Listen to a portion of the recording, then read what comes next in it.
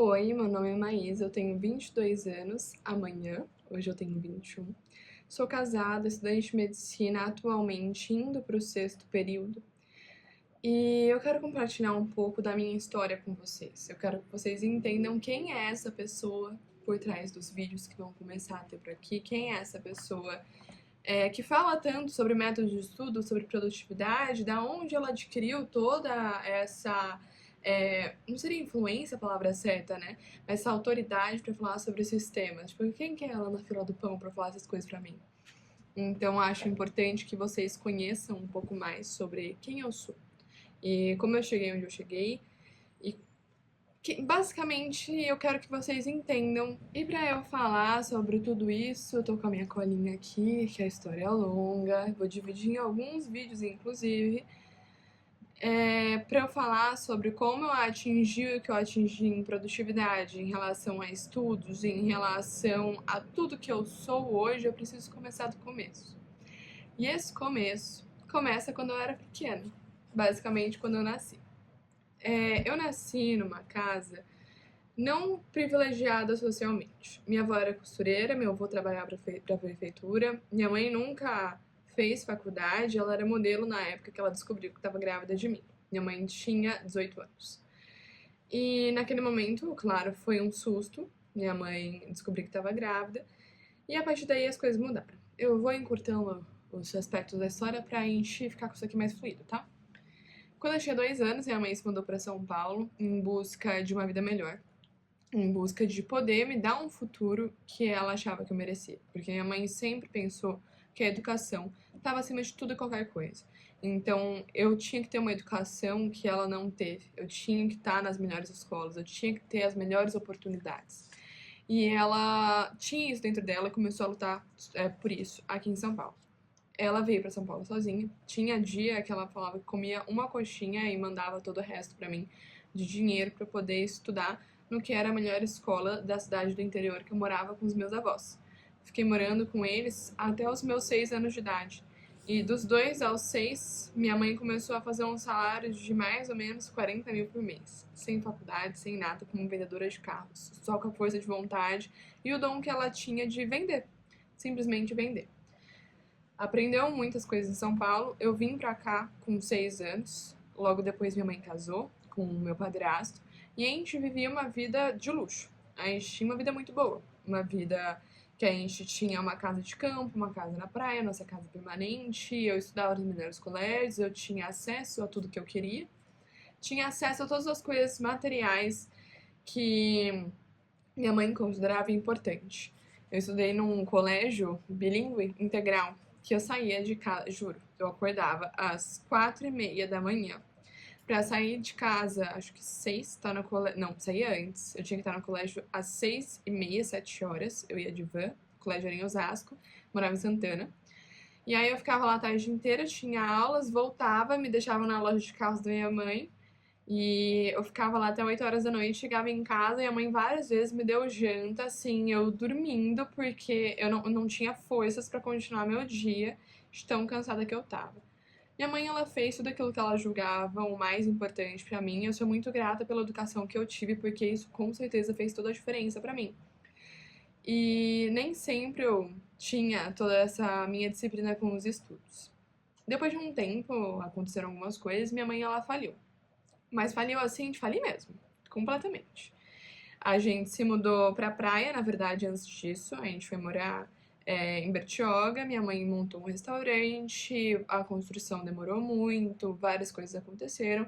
Minha mãe acabou falindo, a gente perdeu tudo. Ao ponto de meu avô sustentar a casa com o salário de aposentado dele, que era bom, mas assim, não era uma grande coisa. Me lembro de várias vezes ir ao mercado e eu tinha medo de ir no mercado. Porque várias vezes eu passava produtos que antes eu gostava, antes eu podia pegar, porque a gente tinha um poder aquisitivo alto, e aí eu gostava muito daquela geleia da Queensberry.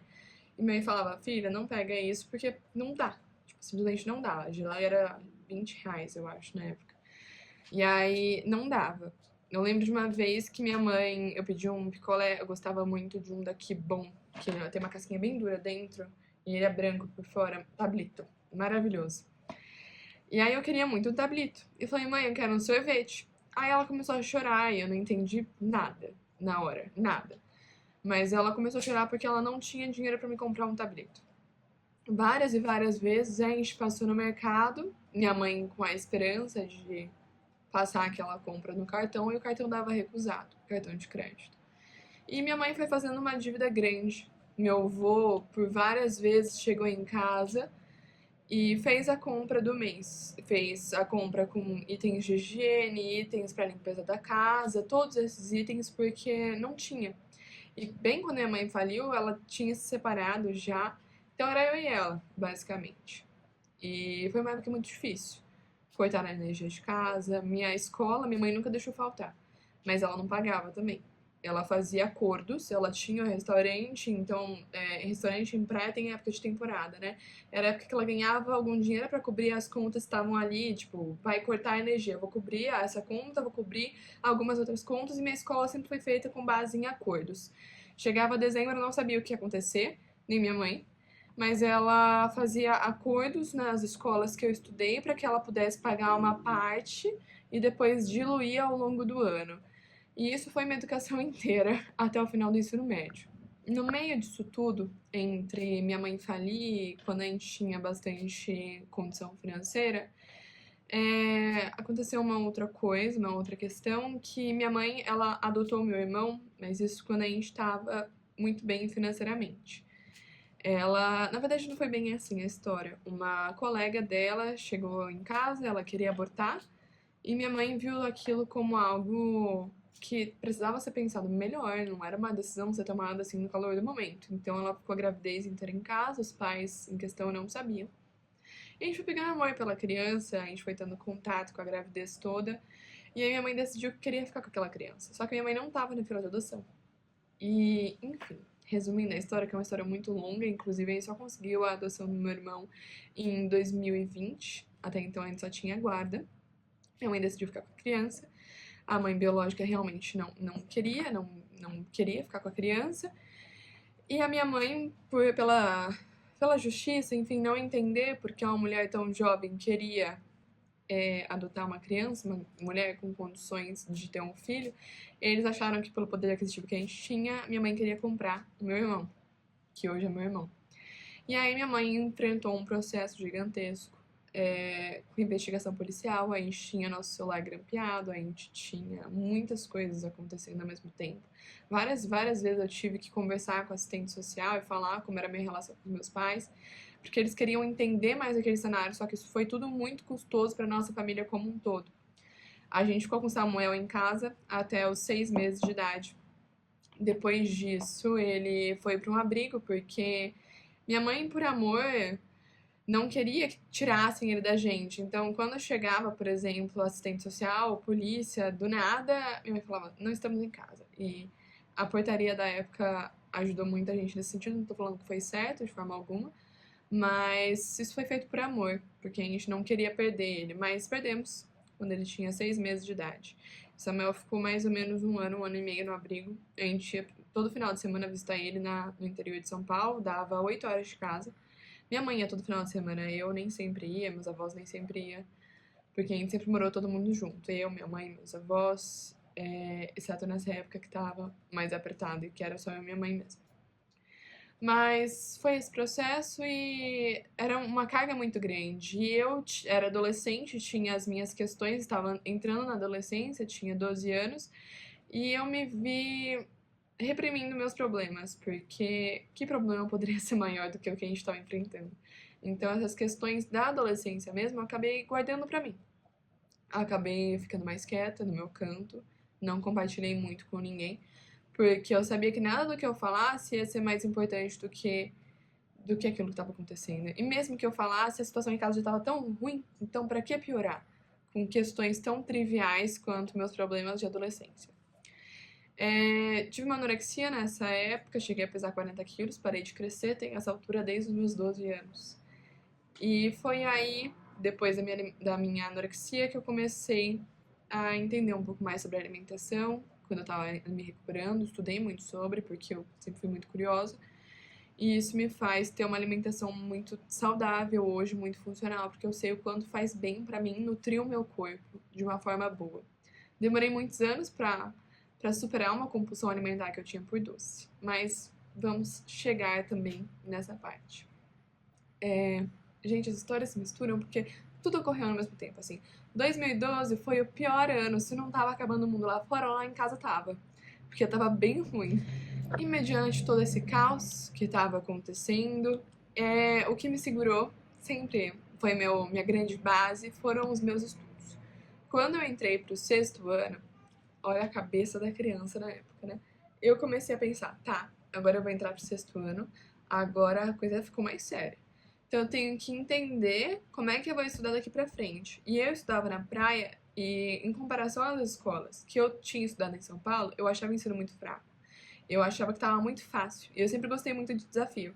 Então eu pegava listas e listas de expressões numéricas, que era o que eu estava aprendendo na época, eu lembro como se fosse ontem. Eu pegava 100 expressões numéricas. Ficava resolvendo à tarde, fazia minha lição e ficava estudando a tarde inteira. Eu conheci o método Pomodoro nessa época, eu costumava fazer Pomodoros tradicionais de 25/5, depois eu fui entendendo o que funcionava melhor pra mim, que era nessa época, hoje não é mais, eu gostava de fazer 1h30 pra 20 de descanso. E eu comecei a ser militar com a minha rotina. Minha rotina de pomodoros, meu horário de tomar banho, meu horário, os meus horários, as minhas coisas, porque de todas as coisas que estavam acontecendo, era a única que eu controlava e era a única em que eu conseguia ver uma ordem nas coisas. E aquilo só dependia de mim. Então, eu sentava pra estudar todos os dias e eu fazia aquilo acontecer. Foi no sexto ano do ensino fundamental que eu comecei a aprender mais sobre métodos de estudo, que eu entendi que eu precisava dos estudos para ser alguém na vida, porque daquele cenário que a gente estava eu não via saída, simplesmente. Minha mãe não tinha faculdade, a gente não tinha muito para onde correr. Como aquela situação ia se resolver. Só Deus sabia, porque a gente realmente não sabia como é que as coisas iam acontecer dali pra frente, né? E no meu oitavo ano, ensino fundamental 2, eu virei pra minha mãe e falei, mãe, eu quero uma coisa diferente pra mim. Não falei desse jeito, né? Mas eu falei que eu queria algo diferente pra mim. E que eu queria morar em São Paulo, voltar a morar em São Paulo. Meu tio morava aqui, eu perguntei se eu poderia morar com ele. Já tinha falado várias vezes, ele e a mulher dele, que sim. E aí eu falei pra minha mãe, falei, mãe, eu quero ter uma chance maior, eu quero ter mais oportunidades, porque nenhum lugar como São Paulo para te trazer oportunidades em relação a estudos. E na época eu tinha 12, 13 anos. Não, um pouco mais. Eu tinha uns 13 anos. 13 anos. Minha mãe falou que não, por enquanto não, mas ela achou um colégio em Santos e uma van que levava de Bertioga para Santos todos os dias, porque tinham outras pessoas ali que faziam isso. Então eu ia todos os dias de Bertioga para Santos para estudar. Fiz isso um ano. E meus colégios, você deve estar se perguntando, meu Deus, como é que você pagava os colégios, né? Era assim, minha família sempre foi muito unida nesse sentido. Então, minha mãe deu o nome uma vez, surgiu o nome dela, fez acordo, deixa eu pagar depois. Aí eu troquei de colégio, aí meu avô deu o nome, minha avó deu o nome, minha tia deu o nome, meu pai chegou a dar o nome nessa escola no oitavo ano. Então a gente usava nomes diferentes, todos sujos no final das contas, todos limpos hoje, pagamos tudo, tá? Mas foi isso que aconteceu. Então, oitavo ano, meu pai deu o nome dele e eu fui. Fui fazer minha escola lá, fiz o oitavo ano, sempre tive as melhores notas, sempre fui aquela aluna nerd, que sentava na primeira cadeira, prestava atenção na aula religiosamente. Eu aprendi a prestar atenção na aula desde o meu sexto ano. Eu sentava lá e eu ficava com a bunda na cadeira e anotando, porque aquilo era muito importante pra mim, aquilo era tudo que eu tinha. No nono ano, parou de ter samba pra Santos e aí eu conversei de novo com a minha mãe e decidimos que eu iria pra São Paulo. Fui pra São Paulo. Nessa época, minha mãe ainda estava com a condição financeira bem ruim, mas não estava a ponto do meu avô fazer as compras no mercado. E ainda estava com dívida dos outros colégios, mas que minha mãe estava fazendo acordo, enfim. E minha anorexia tinha melhorado, não sumido completamente. Eu ainda tinha medo de comer, mas já tinha passado por um tratamento, já estava melhor. E aí minha mãe deixou eu ir pra São Paulo, porque eu mostrei o quanto aquilo era importante pra mim. Eu, por ironia não, mas uma coincidência, né? Meu tio morava aqui no Ipiranga, onde eu moro hoje, e eu estudava em Higienópolis. E isso é engraçado, porque hoje eu moro no Ipiranga e faço a minha faculdade aqui, né? Mas, enfim. Eu demorava 1h30 pra chegar no colégio de van, porque ia passando de bairro em bairro, em São Paulo, um baita trânsito.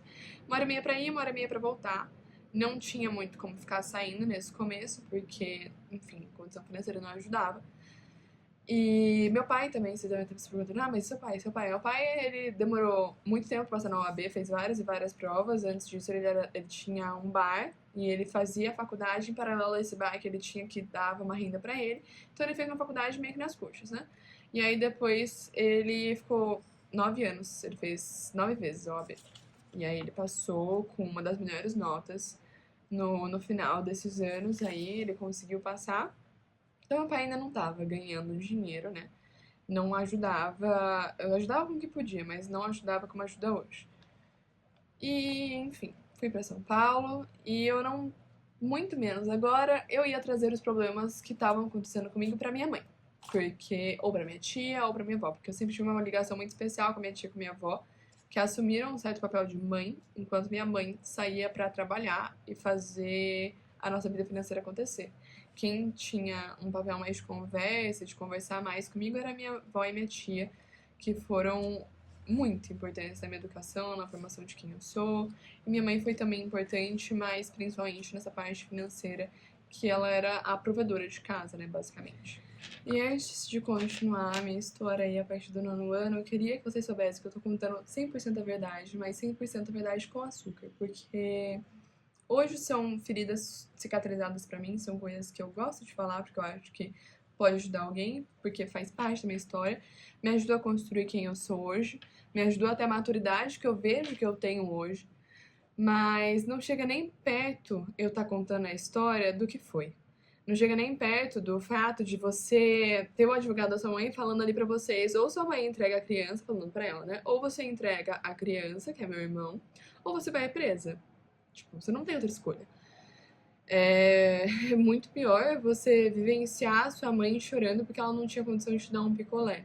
Ou quando cortarem a energia cortaram a energia da casa, ou quando cortaram meu celular, isso várias e várias e várias vezes, ou chegar todo final do ano, dezembro, janeiro, eram as férias mais aflitivas que existiam pra mim. Porque eu não sabia se eu ia continuar no colégio ou não. Eu mudei de colégio, no começo não por isso, mas porque minha mãe queria um colégio cada vez melhor pra mim. Mas eu passei por mais de 8 colégios, que agora eu não vou contar um a um, mas com certeza mais de 8. Sim, certeza absoluta, assim, mais de 8. Cada ano, basicamente, estava num lugar. O único colégio que eu fiquei mais de um ano foi esse que eu passei o 9º primeiro e o 2º ano no ensino médio. Mas, só. Todos os outros eu só fiquei um ano. Isso aí. Então eu nunca fiz ligações profundas com as pessoas. Eu nunca, nunca quis muito essa relação. Tirando esse colégio que eu fiquei 3 anos, e aí sim eu abri meu coração, fiz amizades, mas em certo ponto eu me sabotava, eu não deixava eles entrarem, eu não deixava entrar muito. Eu era aquela amiga estranha. Eu me importava, de coração eu me importava, mas eu não conseguia de fato me importar. Aliás, de fato eu me importava, mas eu não transparecia isso. Eu fui insensível várias vezes, mas enfim. Vamos continuar a história e aí vocês vão entendendo um pouco melhor as coisas, né? Bom, 9º ano. Entrei nessa escola que foi a que eu estudei antes de ir pra praia. E foi muito bom pra mim, no começo. Só que eu entrei numa, não paranoia, mas eu via o esforço que estava sendo, porque às vezes para pagar os R$ 500 de van, minha mãe não conseguia. Então tinha mês, e várias vezes a moça da van me cobrava e falava que minha mãe não tinha pago e que segunda-feira ela não ia poder me buscar. Eu entrava em desespero, meu pai ainda não ganhava bem, mas às vezes era ele quem pagava, ou às vezes meu tio, e a minha mãe às vezes fazia um dia no final de semana no restaurante e pagava. Mas assim, praia em julho era caótico, minha mãe realmente não tinha. E o que ela tinha, às vezes, era pra fazer as compras do próprio restaurante. Então, nossa, foi um período, assim, também ainda muito difícil. E isso aconteceu por várias e várias vezes, assim, a moça vai falar pra mim, ai, segunda eu não vou poder te buscar. E eu ficava pensando, poxa, mas na segunda eu tenho prova, o que eu vou fazer então, né? E eu não tinha como resolver aquela situação, mas tinha uma coisa que eu podia controlar, e que foi a coisa que eu sempre pude controlar, meus estudos. E nessa época eu comecei a dormir 4 horas por noite. Pra quê, né? estava no ensino médio, mas eu devorava os livros de história. Eu lia todos os livros de todas as matérias, todos os capítulos, fazia resumo, explicava para mim em voz alta. Eu ainda não conhecia os flashcards nessa época, mas eu usava método estudativo sem saber, né? Que é de explicar, de falar em voz alta. Meu professor de filosofia, ele dava pontuação a mais para quem fazia um caderno de filosofia para entregar para ele bonitinho. Aí tinha ponto a mais se você gravava vídeo. Eu fazia tudo, tudo. E minha média era sempre 9 pra cima, porque eu queria. Era um sonho meu fazer faculdade fora, um sonho que era real quando eu estudava no colégio bilíngue, quando eu falei com a minha mãe a primeira vez disso, porque eu queria muito. E a gente tinha as condições financeiras pra isso antes. Mas com o passar dos anos a gente deixou de ter. Só que a minha mãe sempre me falava: filha, a gente não sabe o dia de amanhã. Então faz sua parte, quem sabe quando você se formar a gente não consegue. E eu me agarrei nisso. Falei, ninguém sabe o futuro. Minha mãe conseguiu dinheiro aí quando ela veio pra São Paulo. Quem sabe ela não dá a volta por cima. Então, pra que eu pudesse fazer a faculdade fora que eu queria, eu tinha que ter média global 9 pra cima. E, enfim, eu fazia tudo. E aí eu misturava café com óleo de coco, porque diz que aumenta o efeito da cafeína. Sei lá se é verdade, eu li isso quando eu tinha 14 anos e eu tive isso como verdade. Eu usava isso, tomava 1 litro de café por dia, ficava vidrada à noite, acordava de madrugada pra ir pra escola. E essa era a minha vida, porque eu não tinha condições de pagar uma academia, deixei de fazer meu inglês, que eu fiz até o 8º ano.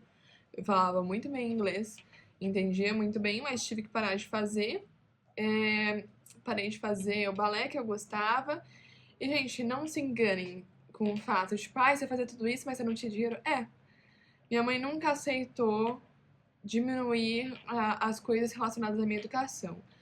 Parte disso tá certo, parte disso tá errado. Concordo 100%, mas eu como criança, quando eu tinha aquilo, era tudo que eu queria me agarrar. Então eu me agarrava aquilo, ela atrasava e depois pagava, e enfim, assim ia a vida. E aí, nesse 9º ano, eu fiz amigos, comecei a conversar com outras pessoas. Meu pai, acho que do meio pro final do ano, começou a me mandar um dinheiro bom por final de semana pra eu poder sair com os meus amigos. E ele mandava direto pra mim, falou: Má, esse dinheiro pra você ir no shopping com os seus amigos, tomar um sorvete, fazer alguma coisa. E aquilo pra mim era a minha diversão de vez em quando. Mas eu não comecei a sair no 9º ano, não. Eu comecei a sair mais no final, assim, do 9º ano, aí sim eu comecei a sair. Mas de resto eu só ficava em casa, não podia trazer esses problemas pra minha mãe, não podia falar nada, por medo. Até podia, mas eu tinha muito medo de que ela fosse me buscar, então eu ficava quieta. Nas férias eu sempre ia à praia, que era onde minha mãe morava, meus avós também estavam. Toda a minha família ajudava no restaurante, né? Minha tia, minha avó, meu avô, todos estavam envolvidos ali de alguma forma. Eram as pessoas que faziam o restaurante girar. E aí, quando eu voltei, primeiro ano do ensino médio, conheci uma pessoa, tive não é um relacionamento, tipo, não cheguei a namorar nem nada, mas aqueles relacionamentos adolescentes, sabe? Eu fiquei apaixonada, minha primeira paixão, assim, e foi uma época que eu não tava muito bem, mas aquilo pra mim era como não era uma base, mas foi um refúgio na época pra mim, sabe? Era uma coisa boa em meio a tantas coisas que estavam acontecendo. E aí tinha meus estudos, também tinha isso, continuava dormindo pouco, era um relacionamento, que não é um relacionamento, mas enfim, vocês já entenderam. Muito confuso, muito complicado, muito adolescente, muito infantil, que eu queria, tipo, namorar, ter algo a mais, a pessoa em questão falava hora que sim, outra hora tinha comportamentos, atitudes muito diferentes, isso me magoava muito, né? Como qualquer primeira paixão que magoa qualquer um, né? Mas eu ficava assim, desolada. E mais ou menos no final, meu primeiro ano no ensino médio, eu tive meu primeiro burnout com um episódio depressivo, né? Demorou, mas ele finalmente chegou, o meu burnoutinho. Eu tava fazendo um simulado na escola que eu estudava, a gente tinha simulados o ensino médio inteiro. Tava fazendo um simulado. Não sei direito o que aconteceu. As palavras, como aqui nesse roteiro, elas começaram a trocar de lugar, como se elas estivessem pulando de um lugar para o outro. E de repente eu lia e eu lia e eu lia de novo e aquilo não entrava na minha cabeça, aquilo não fazia sentido algum. Não tinha sentido algum. Um dia antes eu tinha terminado o que nem teve início, né, desse pseudo-relacionamento. E nesse dia do simulado, eu acho que aliado a esse nervosismo e todo esse meu quadro de antes, eu tava fora de mim. E aí aconteceu isso, eu fui pra sala da coordenadora da época, que foi muito importante pra mim, ela sempre me ouviu muito, ela sabia das minhas vontades, ela sabia o quanto eu me esforçava, o quanto eu queria as coisas, inclusive eu ganhei um prêmio no nono ano, que todo mundo que tinha uma média acima de 9 no nono ano e acima de 8,5 no ensino médio ganhava esse prêmio, eu ganhei ele no nono ano. Mas enfim, aconteceu isso, ela ligou pra minha mãe, explicou o que estava acontecendo e a mãe veio da praia pra me buscar. Nisso, eu fiquei 5 dias dormindo, não tô exagerando. Fiquei 5 dias dormindo, muito triste, só chorava, só chorava. Nada pra mim mais tinha o mesmo prazer que antes, eu parecia um zumbi, as coisas eram pesadas. É, quem teve depressão sabe o que eu estou dizendo. E tinha dias, e chegou um ponto que eu não conseguia mais chorar. Não, eu não saía, não sentia, não chorava mais, mas eu parecia um zumbi. Nisso eu fiquei cerca de 1 mês e meio na praia. Isso meu bimestre acontecendo na escola. Eu só voltei e dessa vez minha mãe ela alugou um flat próximo da escola, em que ela ficava durante a semana comigo e final de semana ela tinha que voltar para o restaurante, mas meu tio estava ali próximo, então conseguia, caso acontecesse algo. Já tinha 15 anos. E, bom, enfim, né? Eu voltei e eu tive que estudar para todas as minhas provas do bimestre sozinha, porque eu não tive as aulas. Então eu peguei os resumos, as anotações que os professores me deixaram, e aí eu estudei para todas as provas sozinha, não sei como. Se me perguntarem como você conseguiu passar, não sei, passei em tudo com mais de 9. Tudo. Exceto química. Química eu lembro que eu tirei tipo 7. Foi o meu primeiro 7, eu fiquei arrasada. Mas eu voltei parecendo um zumbi completo pra escola. E tinha uma amiga minha que era muito importante pra mim, a gente começou a se conhecer mais nessa época, conversar mais, e o nome dela era Ana. Ela foi uma pessoa muito, muito, muito, muito, muito importante pra mim, uma pessoa que sempre foi muito amorosa, que sempre ligava muito pras coisas, e ela foi crucial nesses momentos pra mim. E, enfim, passou o primeiro ano do ensino médio, eu morava nesse flat, e voltei a vida, voltei, passou, fiz o tratamento, passou. E bem-vindos ao meu ano caótico, segundo ano do ensino médio. Meu segundo ano do ensino médio. O que dizer sobre ele? Ele foi. Eu já tava meio perdida, sabe? Nunca tinha de fato parado pra analisar as minhas coisas e digerir meus sentimentos. Por mais que eu já tivesse feito terapia no passado, tive que deixar de fazer também pra economizar. No segundo ano do ensino médio, realmente eu tava com uma condição financeira melhor, pagando as dívidas de antes, mas ainda trazendo o colégio, meu colégio era bem caro. E pagando as coisas, conseguindo pagar o mercado, conseguindo pagar as coisas. O Samuel já estava conosco, já tinha. Desde o meu, acho que, primeiro ano do ensino médio, o Samuel já estava conosco. Ele voltou para casa quando ele estava depois de 2 anos no abrigo, mas a gente só tinha a guarda dele. Primeiro provisório, depois a gente conseguiu a guarda permanente, mas isso aí foi um processo, né? O Samuel já estava em casa, as coisas já estavam mais encaminhadas, a gente já estava melhor, mais feliz. E meu segundo ano no ensino médio foi um ano que eu. Sei lá o que aconteceu comigo.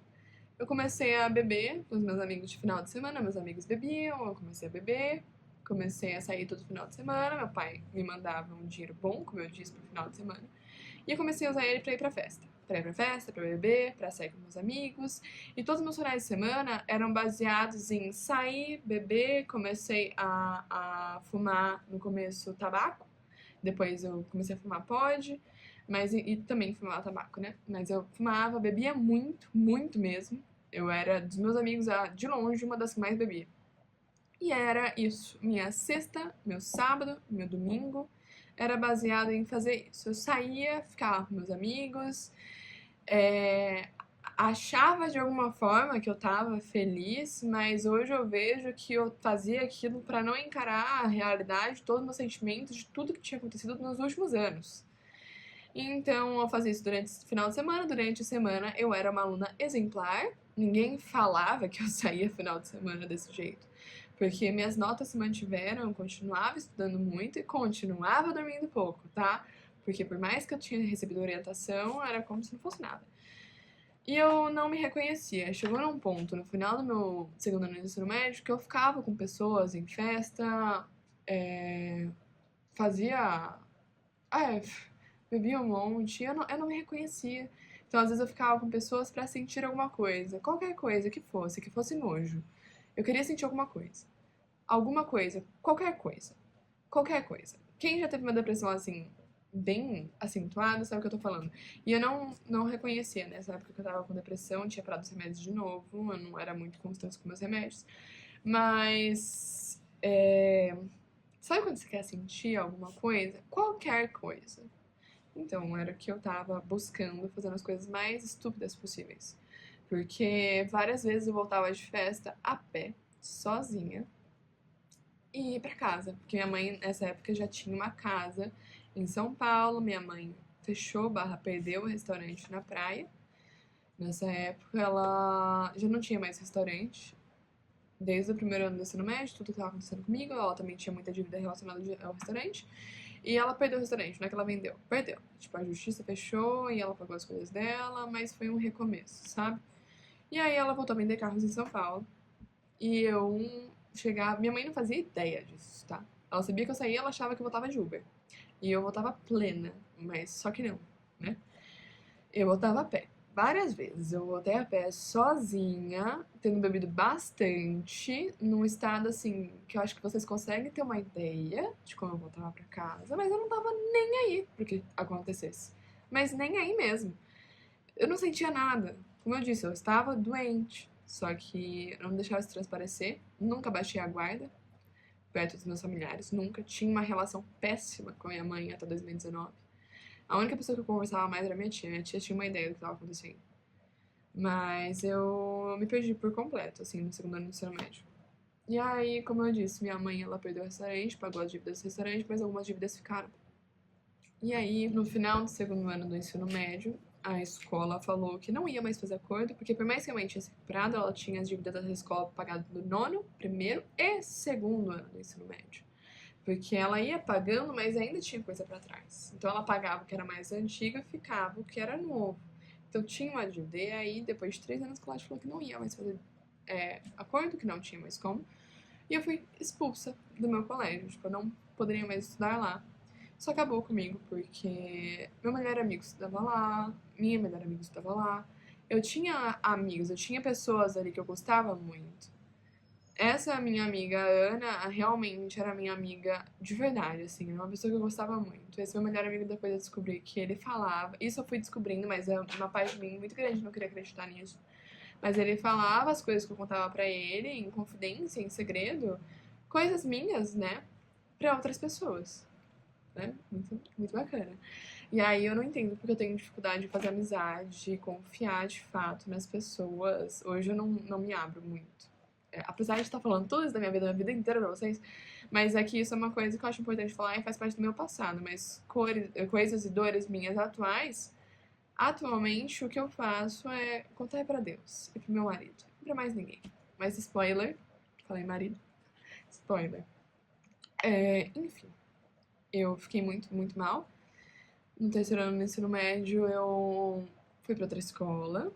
Minha mãe usou um outro nome de outra pessoa da minha família para que eu pudesse ir pra uma escola também boa. Mas não era a escola que eu queria. E aí tudo aquilo perdeu um pouco de sentido pra mim, porque eu queria muito me formar com esses meus amigos da época. E essa outra escola que eu fui, não é que ela era mais fraca, mas o sistema era diferente. A escola que eu tava acabava a matéria quase toda no segundo ano do ensino médio e o terceiro era revisão. E aí eu fui pra outro que ainda estava acabando, um colégio construtivista, as aulas eram bem diferentes, eu estudava no colégio tradicional. E aí eu me vi sem fazer nada, não tinha muito o que fazer, não tava bem. Então eu fazia o necessário, o extremamente necessário ali na escola, mas depois da aula eu não fazia quase nada, porque eu passava nas coisas, simplesmente. E. Bom, continuei.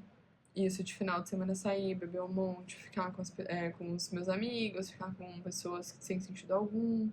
Hoje eu vejo isso e eu enxergo claramente. Isso não era eu. Eu não era assim, eu não era essa pessoa.